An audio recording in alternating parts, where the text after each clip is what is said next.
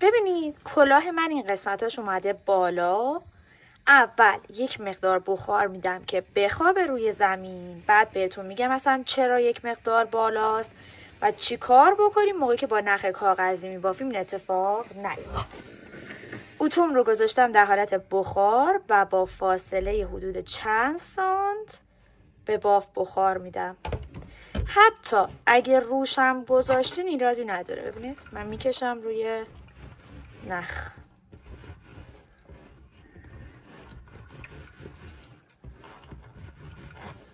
دوباره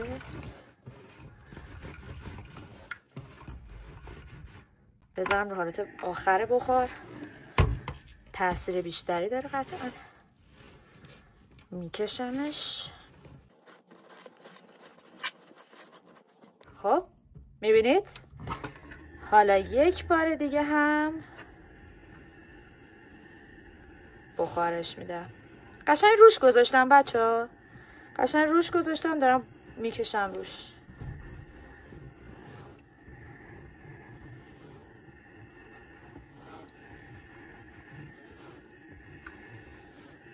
نترسید، هیچ اتفاقی نمیافته، هیچی نیست، نترسید.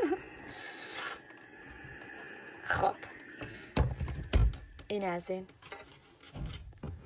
صاف شد و روی زمین خوابید. این قسمتاش هم میخوام بخار بدم یه مقدار. هم میتونم این شکلی بذارم بخارش بدم که یه ذره نرمتر بشه، میدونید رو سرم خیلی شق و رق نشه، اذیتم بکنه این قسمت های دیواره های سرمو، میدونید. بعد میکشم دوباره این بری میذارم، یه بخار ریزی روش میکشم.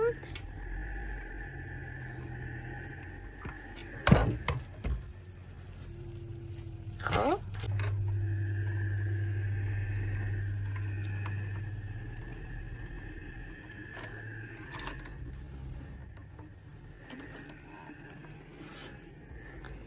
حتی میتونید این شکلی نگه دارین بخار بدین.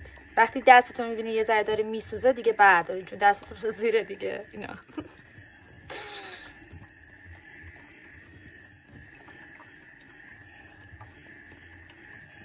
که یه ذره دیواره هاش نرم تر بشه.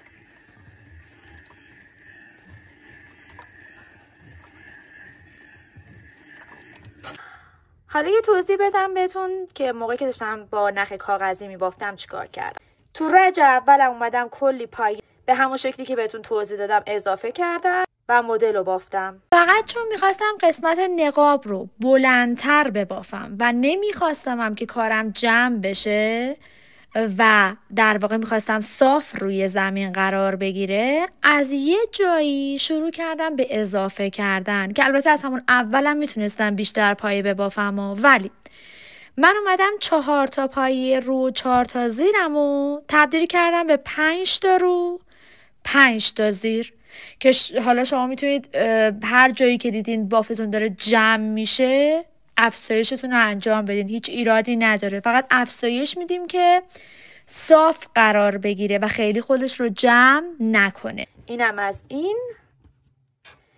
دوست داشتم یه روبان خوشگل اینجاش ببندم که الان ندارم، پس از این قضیه انصراف میدم.